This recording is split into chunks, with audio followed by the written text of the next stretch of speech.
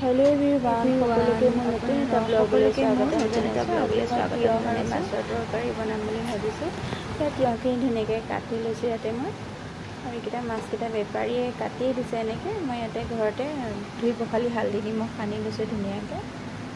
ভিডিঅ'টো যদি চাই ভাল লাগে লাইক কমেণ্ট শ্বেয়াৰ কৰিব।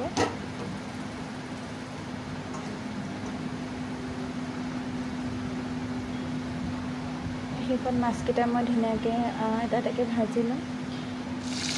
ভাজি আছোঁ এটা এটাকৈ মাছকেইটা। ভাজি লৈছোঁ। একেই সৰু সৰু মাছ হ'লে খাবলৈ আৰু সোৱাদ হয়, কিন্তু তেনেকুৱা মাছ খোৱা নগ'ল কাৰণে এইটো ঠাইবোৰে অনা হৈ গ'লগৈ।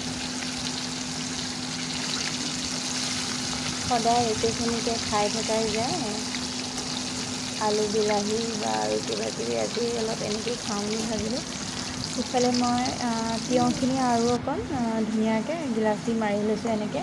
তেতিয়া খাবলৈ খুব সোৱাদ হয়। যিমান সৰুকৈ মিহি মিহিকৈ কৰা যায় তেতিয়া খাবলৈ বেছি সোৱাদ হয়। মাছকেইটা এটা এটাকৈ ভাজি হৈয়ে গ'লগৈ। ইয়াতে মাছৰ ভিতৰতে এটা কণী আছিলে, তাকে মই আপোনালোকক দেখাইছোঁ, কিন্তু কণীখিনি নাইকিয়া হৈ গ'লগৈ। ইয়াতে ক'ৰবাত সোমাই আছে চাগে। ইয়াতে মই মাছৰ মাছ ভজা তেলতে মই তৰকাৰীখিনি বনাম। ইয়াতে মই অলপমান পাঁচফোৰণ দি দিছোঁ এয়া, আৰু সোৱাদ অনুসৰি ইয়াতে হালধি গুড়া অলপমান দি দিম। ইয়াতে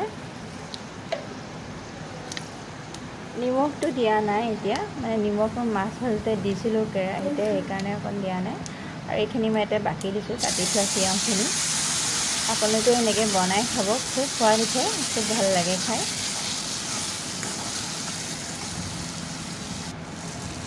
ইয়াতে মই পানী দি দিছোঁ, ভাজা হৈ গ'ল যিহেতু। একেবাৰে উতল অহাৰ পিছত মাছকেইটাও এৰি দিম কেৰাহীতে।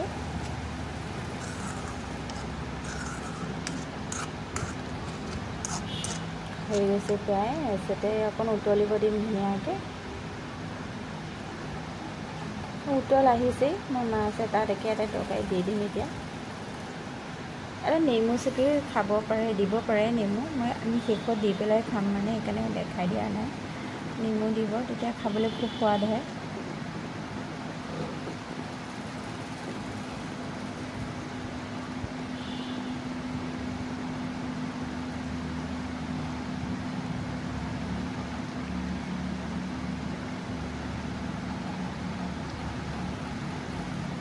মই ঢাকনাখন লগাই দিম এতিয়া ধুনীয়াকৈ। হৈ গৈছে তৰকাৰী প্ৰায়।